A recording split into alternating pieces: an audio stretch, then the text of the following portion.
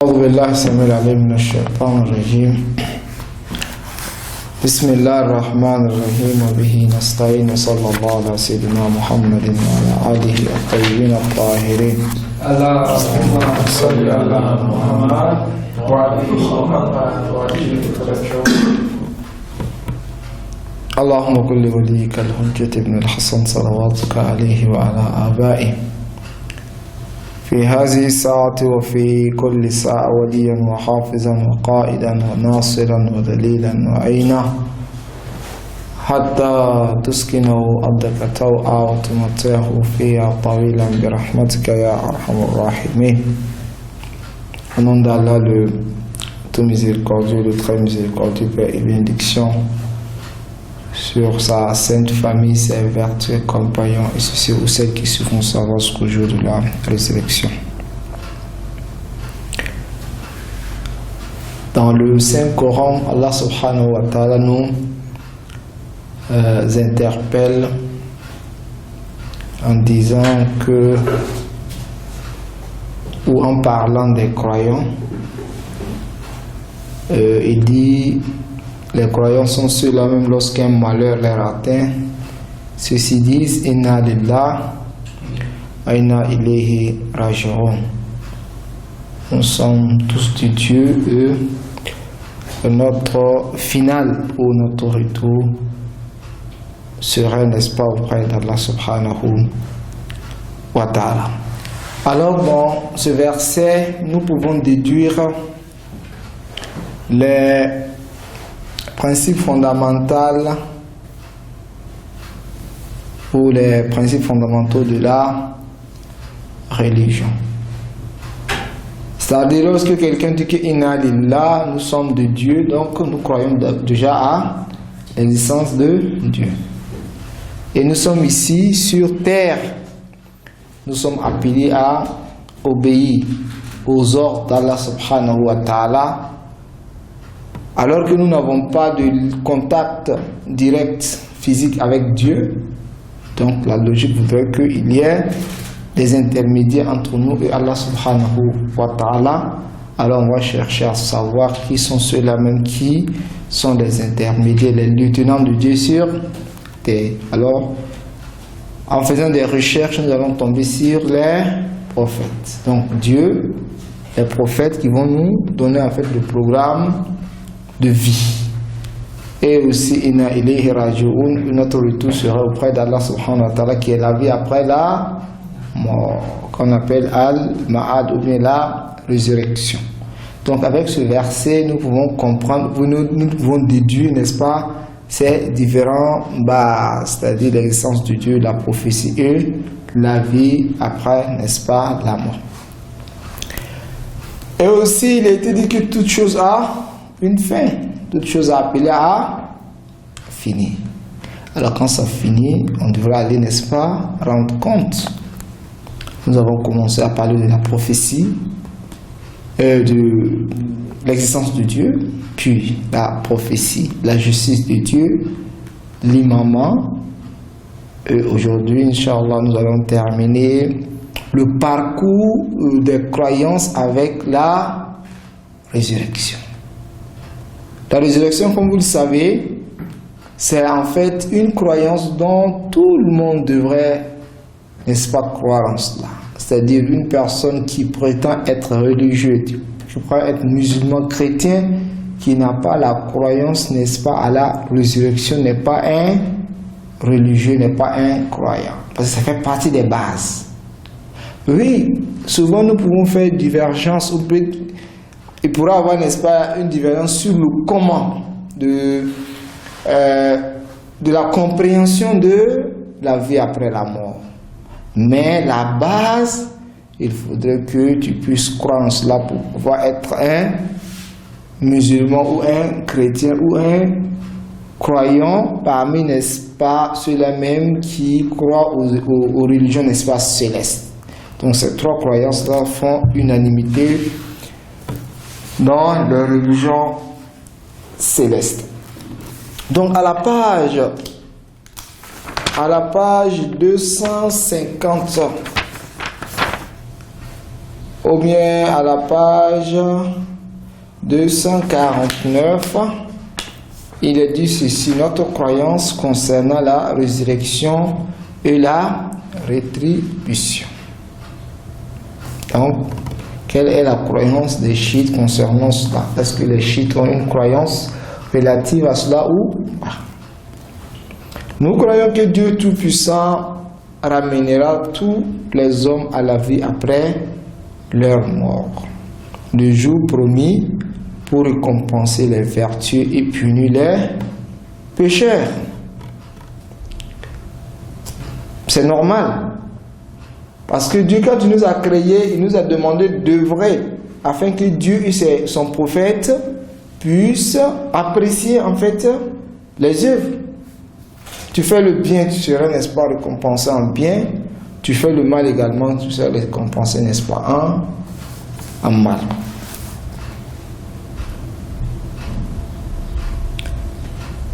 Ici, il dit que si l'esprit de quelqu'un est préoccupé par les doutes à ce sujet, ce doute équivaudrait en vérité à donner au sujet du messager de l'existence du créateur de l'univers ou de sa puissance. Donc douter à cette croyance, c'est de douter, n'est-ce pas, à l'existence, c'est de douter de Dieu, c'est de douter également de la prophétie du Saint-Prophète Mohammed sallallahu alayhi wa sallam. Donc notre croyance concernant la résurrection est en fait que celui qui ne croit pas à la résurrection, c'est comme s'il ne croit pas en Dieu, c'est comme s'il ne croit pas, n'est-ce pas, au prophète, parce qu'il n'est pas musulman. Celui-ci n'est pas un religieux. Donc la religion est un ensemble qu'il faut croire. Dis non, je crois à une partie et je ne crois pas à l'autre partie, tu n'es pas en fait musulman. Alors il y a aussi une question de savoir, est-ce que la résurrection serait, n'est-ce pas, une résurrection corporelle ou pas? Est-ce que c'est le corps de l'être humain qui serait ressuscité ou ce n'est pas le corps? Est-ce que c'est l'âme seulement qui va rendre compte ou bien est-ce que ce sont les membres? Ce sont des sujets à polémique, Inch'Allah, nous allons essayer de traiter. Mais séance tenante, c'est d'abord parler de la nécessité ou bien l'importance, n'est-ce pas, de cette question de la résurrection et quels sont les arguments que nous pouvons donner pour mettre en évidence cette croyance. Alors les savants nous disent que dans le Saint-Coran, il y a à peu près 1400 versets qui traitent la question de la croyance à la vie de l'au-delà. 1400. Et Allama Tabatabai, l'auteur du livre Al-Mizan, dit que nous avons à peu près 2000 versets. Alors qu'il était dit que le Saint-Coran contient 6000 et quelques versets. De 6000 et quelques. Alors 6000 et quelques, nous avons 2000 qui traitent, n'est-ce pas, la question de Al-Ma'ad. Et concernant les versets traitant la question du fiqh, nous avons à peu près 500 versets. 500 versets qui traitent la question du fiqh et 1400 ou 2000 versets qui parlent, n'est-ce pas seulement pas de la croyance, seulement de la vie après la mort, la résurrection. Donc cela voudrait dire que la résurrection a vraiment une grande utilité. Alors, quelles sont les preuves que nous pouvons, n'est-ce pas, citer pour mettre en évidence, n'est-ce pas, l'utilité de la résurrection ou bien la vie après la mort? On nous dit que c'est le fait de préserver la création de l'amusement ou bien du jeu. Parce que si Allah subhanahu wa ta'ala s'asseyait un jour comme ça pour dire, bon, moi j'aimerais créer des personnes, il les crée, le lendemain, il les anéantit. on pose la question à Dieu, pourquoi est-ce que tu as fait cela? C'est ce que j'ai voulu.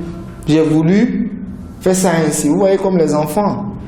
Les enfants, ils viennent, ils utilisent, n'est-ce pas, du sable, ils fabriquent ou bien ils construisent, n'est-ce pas, des maisons, ils vont se fatiguer, prendre le temps, c'est un jeu pour eux. Prendre le temps, ils construisent, n'est-ce pas, des choses, 10 minutes, 20 minutes, 30 minutes, une heure de temps après, ils détruisent, n'est-ce pas, leur construction. Alors, on se pose la question, non, j'ai fait ça pour m'amuser. Donc, si Allah subhanahu wa ta'ala devait créer l'être humain qui allait venir vivre 100 ans, 200 ans, 300 ans, 1000 ans, 1 million d'années, et après, on meurt et il n'y a rien. Donc, c'est comme si la création était un jeu. Alors qu'Allah subhanahu wa ta'ala dans le Saint-Coran, qu'est-ce qu'il nous dit? Il dit, Afahasibtum annama khalaqnakum abasan. Il dit, croyez-vous que nous vous avons créé en vain? Et votre retour ne serait pas auprès de Dieu? Point d'interrogation. Donc, la création n'est pas en vain. Alors, quand ce n'est pas en vain, il faudrait que nous puissions se retourner un jour dont nous allons aller rendre compte. Parce que si cela n'a pas été fait, alors c'est comme si la question n'a pas, notre création, n'est-ce pas, n'a pas d'utilité.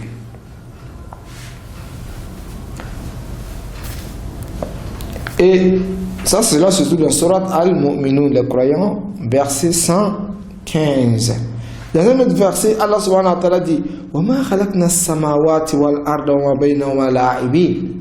Nous n'avons pas créé les cieux et la terre, eux, toutes choses se trouvant entre les deux par amusement, pour un simple jeu. مَا خَلَقْنَاهُمَا إِلَّا بِالْحَقِّ. Nous n'avons créé ces deux que par la vérité, par le jeu. C'est pas par le jeu, mais c'est pas, n'est-ce pas, une vérité. Mais la majorité des gens sont ignorants, ne savent pas, n'est-ce pas, la cause de cette création. Donc, premier but de la résurrection, c'est d'épargner la création du jeu.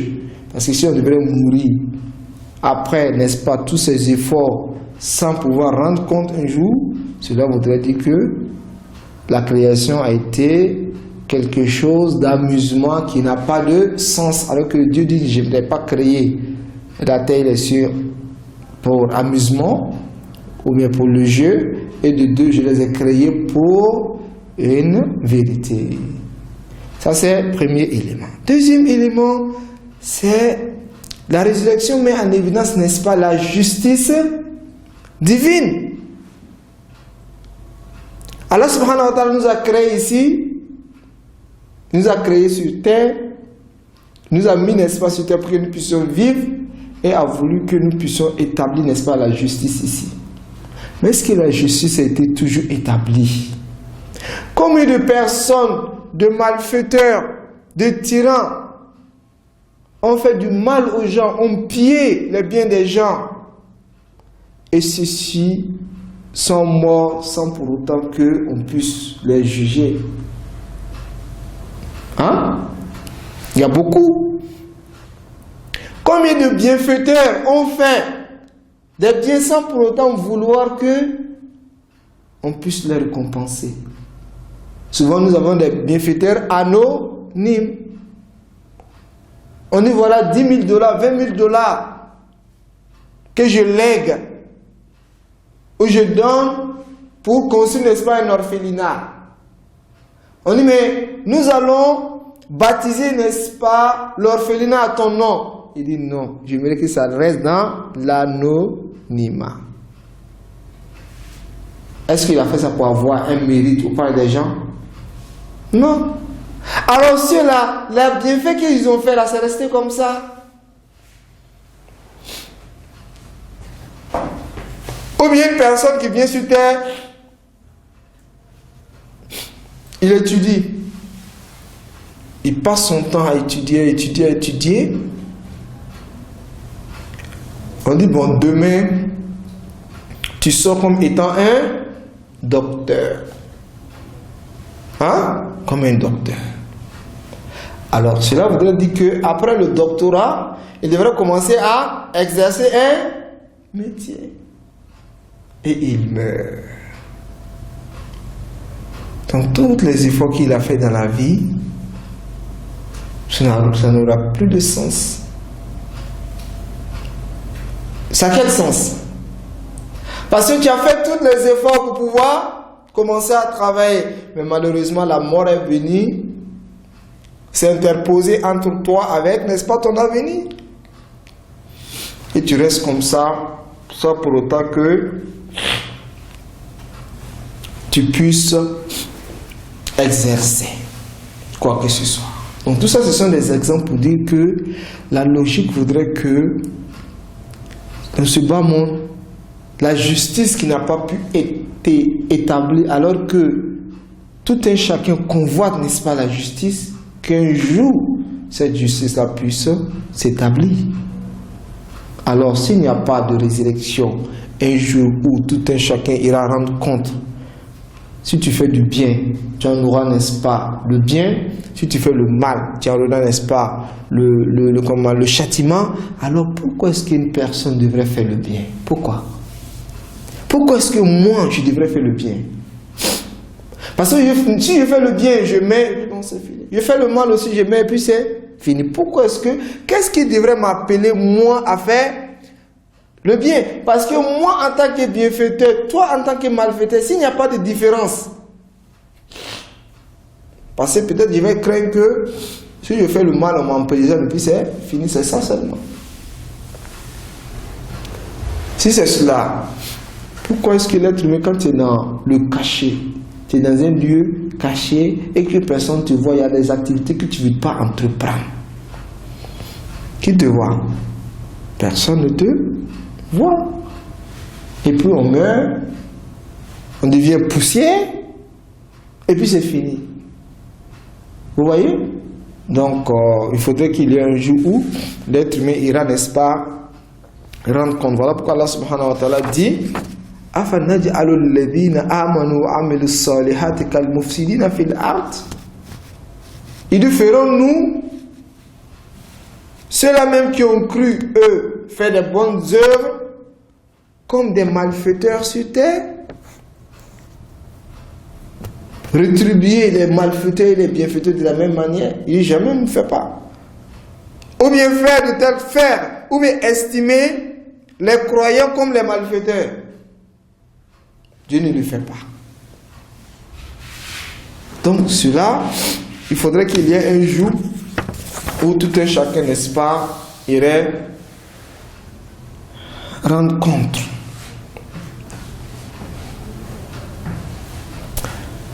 Troisième élément est que Allah subhanahu wa ta'ala a promis à tout un chacun. Tu fais le bien, tu serais rétribué en bien, tu fais le mal, tu serais rétribué, n'est-ce pas, en mal, n'est-ce pas? Alors, si Dieu nous promet que l'être humain, tu fais le bien, tu seras rétribué, tu fais le mal, alors que la rétribution, chaque personne a eu totalement, n'est-ce pas, sa rétribution sur terre. Ou bien, il y a beaucoup d'hommes qui n'ont pas eu leur rétribution, n'est-ce pas? C'est alors que Dieu a promis de rétribuer, n'est-ce pas, tout un chacun pour l'acte qu'il aurait eu à entreprendre. Voilà pourquoi dans le verset Coran, Rabbana innaka jami'un nasi li yawmin la rayba fi. Dieu, tu rassembleras les gens dans un jour où il n'y aura point de doute. Inna Allah la yukhliful mi'ad. Dieu ne rompt jamais, n'est-ce pas, ses engagements. Il nous a pris un engagement qu'il va rétribuer tout un chacun. Donc c'est le jour où Allah subhanahu wa ta'ala va rétribuer, n'est-ce pas, tout un chacun. Alors il y a des gens qui se posent la question de savoir, moi je meurs, je deviens quoi? Du poussière. Est-ce que c'est possible qu'Allah subhanahu wa ta'ala me donne encore la vie? L'être humain, tu es poussière et tu retourneras poussière. Alors lorsque nous sommes poussière, c'est-à-dire une personne en chair et en os, comme on le dit, celui-ci meurt et il devient poussière. Alors est-ce que c'est possible que cette personne-là puisse revenir, n'est-ce pas, en vie ou pas? Les personnes qui disent non, c'est pas possible. Il dit A'iza dallalna fil ard A'inna la fi khalqin jadid. Surat Sajda, verset 10. Il dit, lorsque nous allons mourir et s'éparpiller sur terre, se garer dans la terre, se décomposer, devenir, n'est-ce pas, du poussière. Aïna la fi khalqin jadid. Est-ce que nous pouvons revenir en vie encore? Et Allah subhanahu wa ta'ala répond, Qul yatawaffakum malakul maut alladhi wukkila bikum summa ila rabbikum turja'un. Il dit oui, surat al-Sajda, verset 11. Il dit oui. Il dit l'archange ou bien l'ange qui est, n'est-ce pas, responsable de vous, n'est-ce pas, vous donnera, n'est-ce pas, la mort.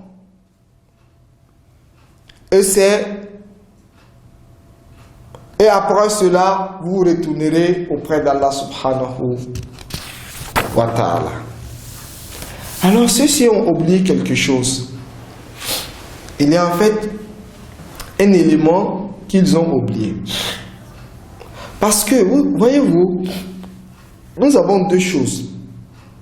Une personne qui a vu le jour, qui était un néant, qui n'existait pas, et on l'a donné la vie. Quand on a donné la vie, il a perdu la vie. Il pose la question de savoir, est-ce que je pourrais en avoir également à nouveau la vie? Mais il y a un petit détail qu'il a oublié. Tu étais un néant, tu as eu la vie, tu as perdu. Tu te dis que je ne peux pas avoir ce que j'ai perdu. Alors que tu as oublié qu'il y a quelque chose que tu n'en avais pas et que tu as reçu. Je ne sais pas si vous allez comprendre. C'est-à-dire, voilà une personne pauvre, démunie, qui n'a rien à manger. Il ne s'attendait même pas à une nourriture. Du coup, dans le néant, une personne vient vers lui et lui dit, tiens à manger. Il prend la nourriture, il est joyeux. En voulant manger, la nourriture tombe dans un puits. Donc il a égaré cette nourriture. Alors lui se pose la question, il dit, c'est impossible que je puisse avoir, n'est-ce pas, cette nourriture. Pourquoi? Parce que c'est quelque chose qui existait et qui était dans le néant. Quelque chose qui a existé et ça n'existe plus. Donc ce n'est plus possible que je puisse avoir cela. Mais le détail qu'il a oublié est que quelque chose qui a eu lieu dans le néant, ça n'existait pas, ça existait et ça s'est fané. Tu dis ce n'est pas possible que je puisse l'avoir alors que cette chose-là me vient du néant. Alors est-ce que créer quelque chose à base du néant est plus difficile ou bien refabriquer quelque chose qui a existé? Bien sûr que recréer ou créer une chose qui a existé et qui n'existe plus, c'est plus facile que créer à partir du néant. C'est comme les marques. C'est comme les différentes marques. À partir du néant, quelqu'un vient, il crée, n'est-ce pas, la marque d'une voiture. Et puis il met ça sur le marché. Puis on commence à utiliser que ce soit une voiture, bien que ce soit, n'est-ce pas, un portable ou j'en passe. du coup, ces marques-là disparaissent. Et une personne nous dit, mais ces marques-là ont disparu, donc c'est fini, on ne peut plus recréer ces marques. On dit, mais c'est une personne qui a créé sa base du néant. C'est pas comme s'il a regardé les marques-là à partir d'une personne créée. Non, c'est de lui-même il a pu créer. Donc, le fait de créer quelque chose à partir de toi-même, ta propre pensée, sans pour autant que quelqu'un te précède, cela est plus difficile. Ou bien, quelqu'un me précède, crée une marque, et cette marque-là, je l'égare, on me dit non, c'est pas possible d'avoir, n'est-ce pas, la même chose. Vous voyez? Donc ce petit détail est cela. Quelque chose qui n'existait pas, moi j'ai pu créer. Alors on me dit non, cette chose-là, quand elle périt, c'est plus possible qu'on puisse avoir, n'est-ce pas, la même chose. Parce que celui-ci il s'est ignoré, n'est-ce pas, lui-même. Donc, ça c'est le premier détail. Deuxième détail est que l'être humain se dit que quand on parle de l'homme, c'est le corps. N'est-ce pas? Parce que quand on me dit que l'homme c'est le corps, si le corps périt, c'est fini, tu n'es plus quelque chose. Mais lorsqu'on te dit non, l'être humain a deux choses, a deux dimensions. Il a la dimension corporelle physique et il y a une dimension métaphysique qui est l'esprit ou l'âme. Hein? Et l'homme que tu vois, le corps, la morphologie de l'être humain, c'est une caracasse, comme la caracasse de la voiture. Alors que la marque de la voiture, c'est quoi? C'est le moteur. Ce n'est pas la caracasse.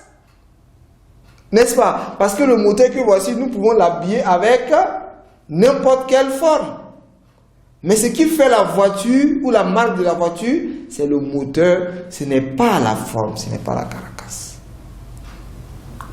Alors, on se pose la question de savoir si l'être humain n'est pas le corps, mais il y a quelque chose au-delà, alors qu'est-ce que c'est cette chose-là? Nous les musulmans, nous disons c'est l'âme, c'est l'esprit. D'autres types vont dire non, qu'il n'y a tout à fait rien. Quelles sont nos preuves en tant que musulman, ou bien en tant que celui qui croit, n'est-ce pas, à la métaphysique? Nous disons que, vous voyez le corps de l'être humain, on dit les cellules de l'être humain, à chaque moment, les cellules, ça change, n'est-ce pas? Que ça soit chaque jour, ça change, ou bien chaque année, ou il y a un moment bien donné dans lequel, ou bien à partir de chaque 20 ans, on dit les cellules de l'être humain, ça change totalement. N'est-ce pas? C'est ce que la science nous dit. Donc nous prenons ça comme une des principes scientifiques. Si on nous dit que c'est faux, c'est la science qui a menti, ce n'est pas nous. C'est ce que les scientifiques disent, que ce soit chaque jour, un mois, une année, chaque 20 ans, mais l'essentiel, les cellules de l'être humain, ça change. Et de deux, nous constatons que l'être humain, tu es bébé, la forme ça change, au fur et à mesure, on évolue. Mais est-ce que ton existence, ton être a changé ou bien c'est le corps qui change? Hein? Est-ce que l'être humain dira que mon âme a vieilli? Hein? L'âme ne vieillit pas. C'est le corps de l'être humain qui vieillit, ce n'est pas l'âme. Alors si l'âme était physique, matérielle, elle devrait également vieillir comme le corps vieillit. Donc, il y a quelque chose au-delà du corps qui n'est pas le corps, mais qu'on appelle en islam ou dans la croyance, n'est-ce pas, de la métaphysique, l'esprit. Donc, l'être humain est composé à partir de l'esprit, n'est-ce pas, de l'âme. Donc, ceci, les détails qu'ils ont oubliés est que oui, l'être humain est composé d'âme et d'esprit, et d'esprit, âme, n'est-ce pas, le corps. Ceux-ci sont basés, n'est-ce pas, sur le corps et ont délaissé, n'est-ce pas, l'esprit. Alors que nous pouvons plus ou moins prouver l'existence de l'esprit. Alors, assalamu alaikum wa rahmatullahi wa barakatuh. Wa alaikum salam wa rahmatullahi wa barakatuh.